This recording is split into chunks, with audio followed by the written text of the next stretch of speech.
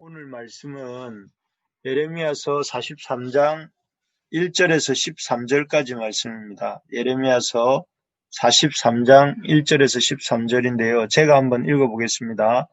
예레미야가 모든 백성에게 그들의 하나님 여호와의 말씀, 곧 그들의 하나님 여호와께서 자기를 보내사 그들에게 이르신 이 모든 말씀을 말하기를 마치니 호사야의 아들 아사랴와 가랴의 아들 요하난과 모든 오만한 자가 예레미야에게 말하기를 내가 거짓을 말하는도다. 우리 하나님 여호와께서 너희는 애굽에서 살려고 그리로 가지 말라고 너를 보내어 말하게 하지 아니하셨느니라. 이는 네리야의 아들 바룩이 너를 부추겨서 우리를 대적하여 갈대아 사람의 손에 넘겨 죽이며 바벨론으로 붙잡아 가게 하려 함이라. 이에 가랴의 아들 요하난과 모든 군 지휘관과 모든 백성이 유다 땅에 살라 하시는 여호와의 목소리를 순종하지 아니하고 가랴의 아들 요하난과 모든 군 지휘관이 유다의 남은 자 곧 쫓겨났던 여러 나라 가운데에서 유다 땅에 살려하여 돌아온 자 곧 남자와 여자와 유아와 왕의 딸들과 사령관 느부사라단이 사반의 손자 아이감의 아들 그다라에게 맡겨둔 모든 사람과 선지자 예레미야와 네리야의 아들 바룩을 거느리고 애굽 땅에 들어가 다바네스에 이르렀으니 그들이 여호와의 목소리를 순종하지 아니함이로라. 다바네스에서 여호와의 말씀이 예레미야에게 임하여 이르시되 너는 유다 사람의 눈앞에서 내 손으로 큰 돌 여러 개를 가져다가 다바네스에 있는 바로의 궁전 대문의 벽돌로 쌓은 축대에 진흙으로 감추라. 그리고 너는 그들에게 말하기를 만군의 여호와 이스라엘의 하나님께서 이와 같이 말씀하시되 보라 내가 내 종 바벨론의 느부갓네살 왕을 불러오리니 그가 그의 왕자를 내가 감추게 한 이 돌들 위에 놓고 또 그 화려한 장막을 그 위에 치리라. 그가 와서 애굽 땅을 치고 죽일 자는 죽이고 사로잡을 자는 사로잡고 칼로 칠 자는 칼로 칠 것이라. 내가 애굽 신들의 산당들을 불지르리라.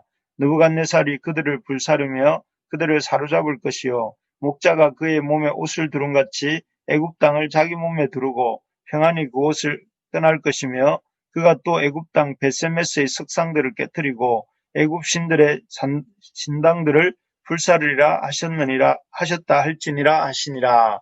아멘. 오늘 말씀을 제목을 우리 같이 한번 읽어볼까요? 시작. 불순종의 걸음에 따를 진노의 심판. 네. 인생살이를 살아갈 때에 참 상종하기 어려운 인물들을 만날 때가 있습니다. 참 감당하기 어려운 사람들이 한 번씩 있죠. 오늘 본문에는 요하난이란 이 완악한 인물이 나옵니다. 2절에 보면 이 요하난이라는 사람은 예레미야 선지자의 면전에서 이 예레미야 선지자가 하는 말을 거짓말이라고 이렇게 반박하고 또 예레미야 선지자가 하나님이 보내신 선지자가 아니다 이렇게 말하기도 합니다. 대놓고 참 이렇게 선지자 앞에서 말하기가 쉽지 않은데 참 놀라운 완악함이죠. 그리고 또 5절에 보면 여러 나라 가운데서 유다 땅에 살려고 돌아온 사람들, 남자와 여자, 유아와 왕의 딸들을 선동해서 선지자를 대적할 뿐만 아니라 백성들을 선동해서 이 애굽 땅으로 이렇게 가려고 합니다. 원래 하나님께서는 바벨론으로 가라고 했는데 애굽으로 이렇게 백성들을 선동해서 이끌고 또 그리고 그 예레미야 선지자와 또 그의 동력자 바룩까지도 인질로 여기에 끌고 가는 모습을 볼 수가 있습니다. 참으로 요하나는 이 예레미야 선지자에게 굉장히 참 상종하기 어려운 그런 인물이었던 것 같습니다. 그런데 이렇게 악독해 보이고 하나님의 역사를 대적하는 것처럼 보이는 요하난이 처음부터 이렇게 악독하고 또 완악했던 사람은 아니었던 것 같습니다. 그래서 앞장에 보면 40장, 41장, 42장에 보면 요하난은 오히려 굉장히 신실하고 신앙적이었던 모습들을 보여주었던 사람입니다. 40장에 보면 요하나는 유다 땅에 머무르고자 하면서 총독으로 세운 바벨론 왕 느부갓네살이 총독으로 세웠던 그다랴를 지키려고 합니다. 그래서 유다 총독이었던 그다랴를 암살하려고 하던 이스마엘이라고 하는 사람의 암살 계획을 그다랴에게 알려주어서 생명을 지키도록 이렇게 권합니다. 그리고 또 42장에도 보면 이스라엘 백성들이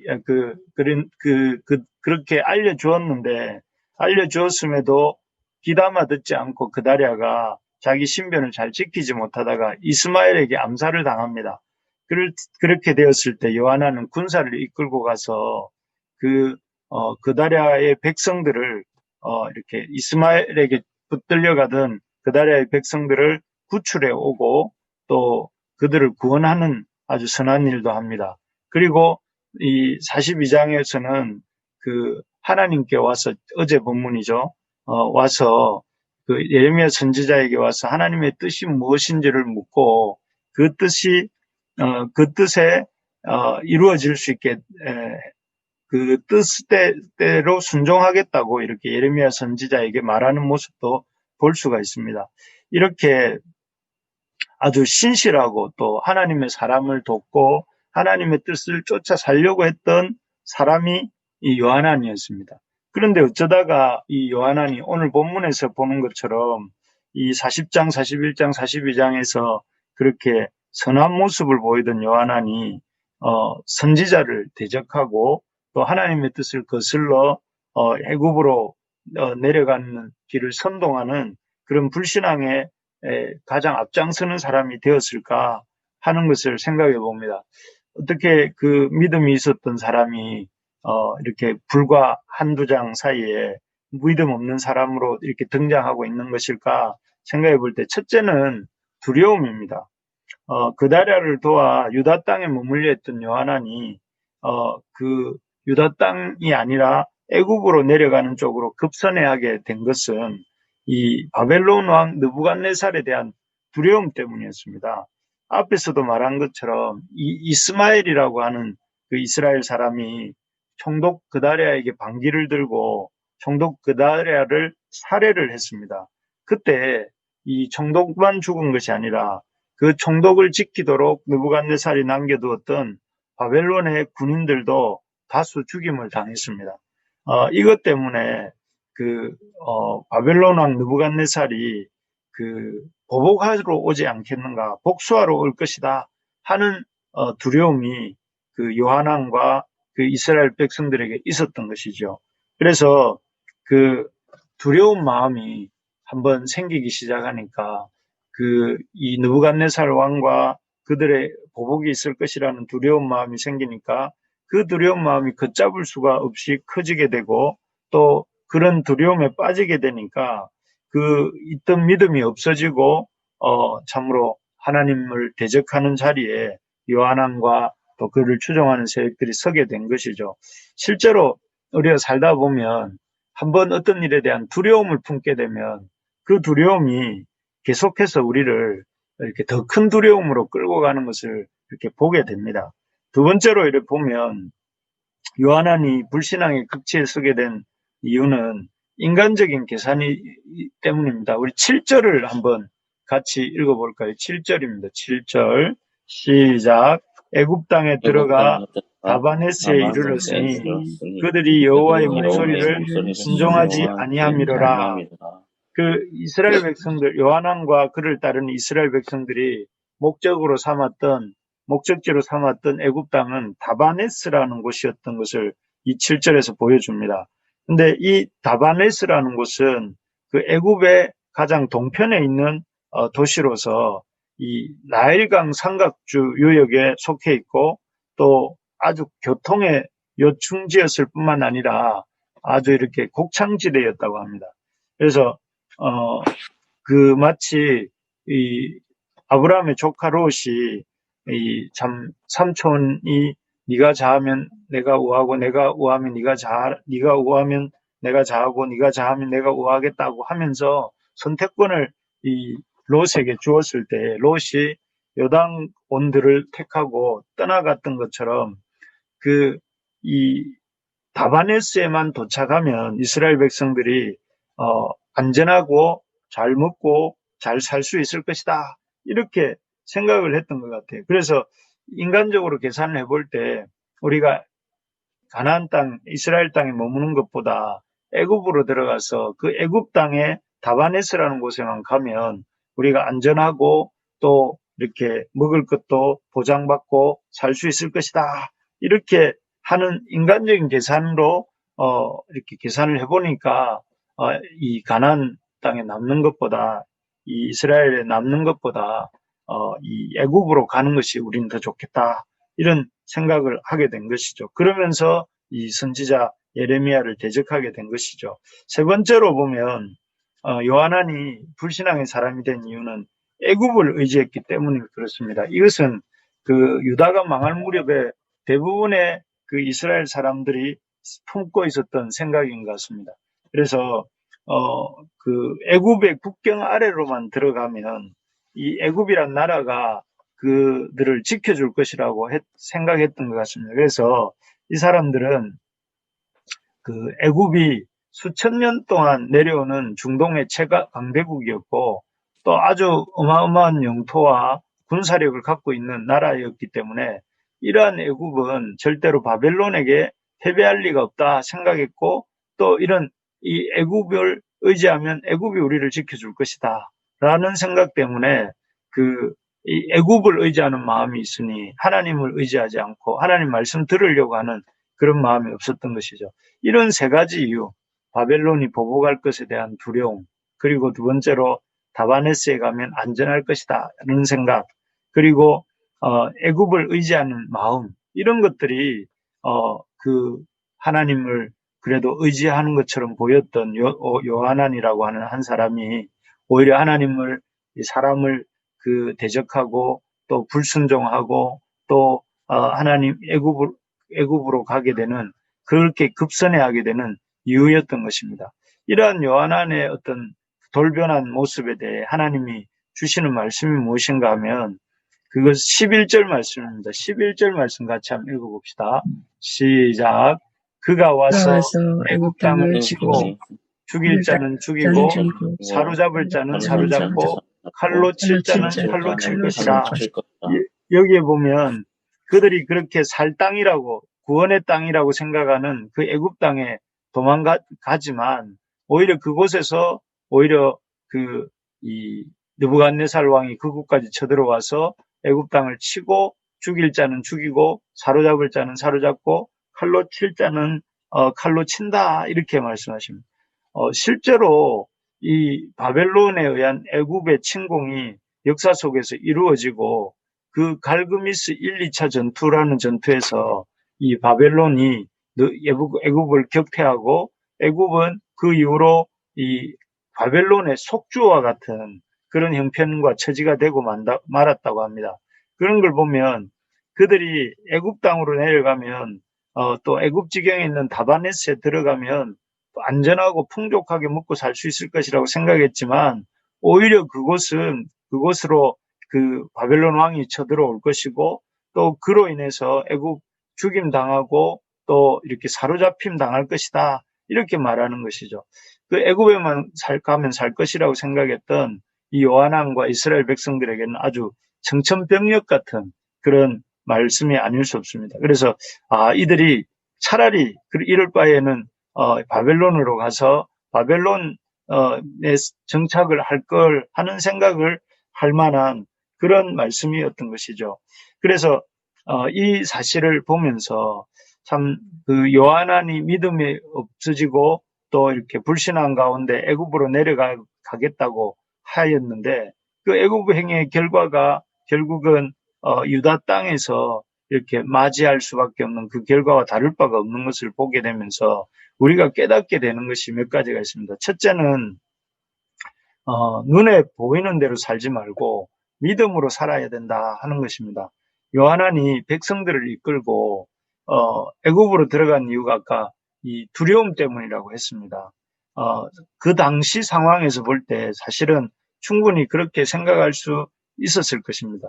유대인들이 바벨론 군인들을 죽였고 또 그 사실을 알게 된 느부갓네살 왕은 그 유대인들이 가만두지 않을 것이다 하는 생각은 참 당시 바벨론이라는 나라의 잔인무도하기 짝이 없는 그 바벨론 나라를 생각해 볼 때 충분히 그렇게 생각할 만한 사실이었습니다. 하지만 하나님께서 주신 약속이 무엇이었는가 하면 그 바벨론 왕의 손으로부터 이스라엘 백성들을 지켜주시겠다. 두려워하지 말라 하는 것이었습니다. 그래서 실제로 이 말씀처럼 애국으로 도망간 사람들은 살육당하고 어마어마한 고통을 당했지만 바벨론 느부갓네살에게 항복했던 유대인들은 어떻게 됐습니까?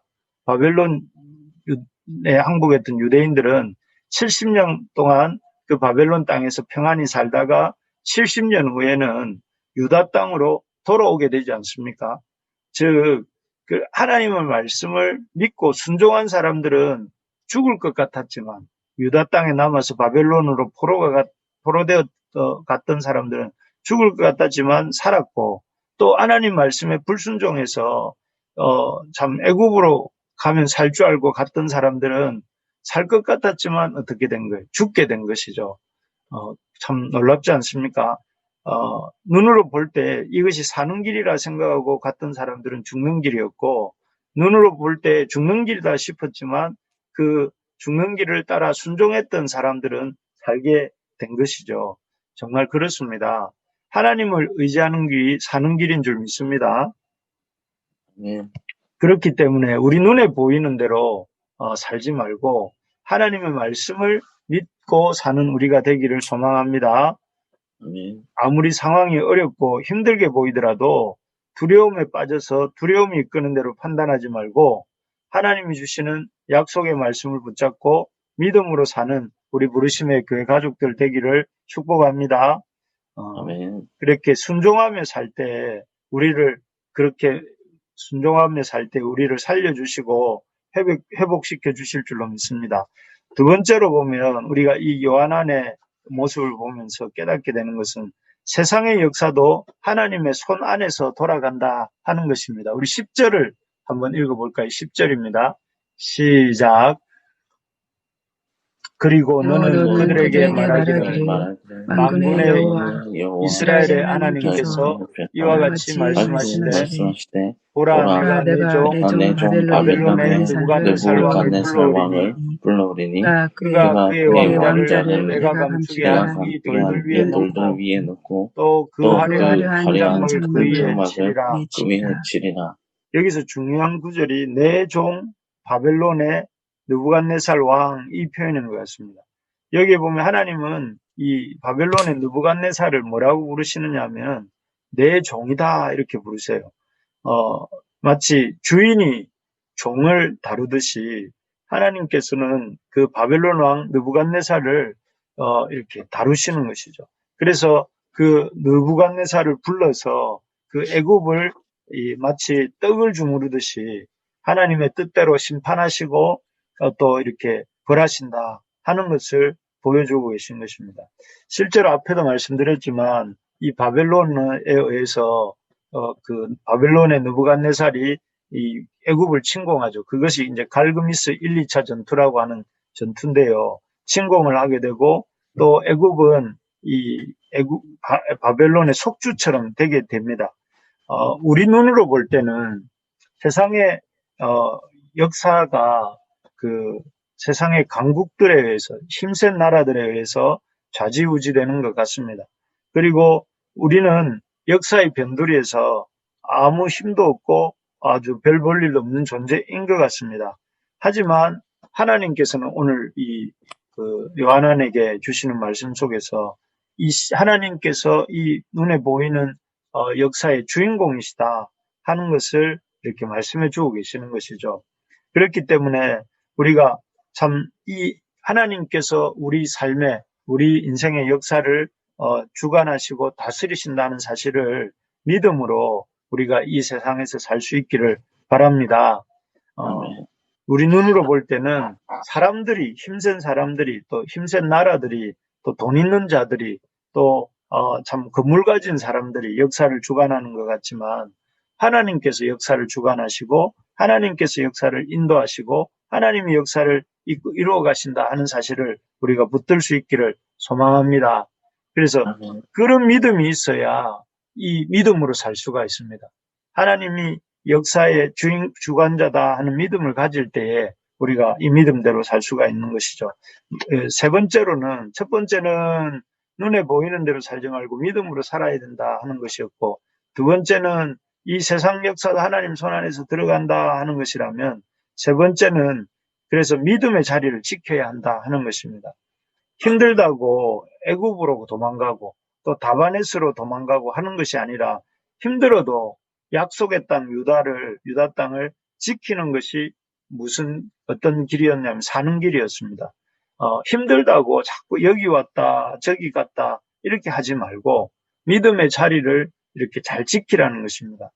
믿음의 자리를 그렇게 굳게 지키다 보면 죽을 것 같지만 살게 되고, 또 이렇게 어려움 당할 것 같지만 그 문제가 풀어지고, 또 힘들 것 같지만 오히려 힘이 덜 드는 이런 역사가 있는 것입니다.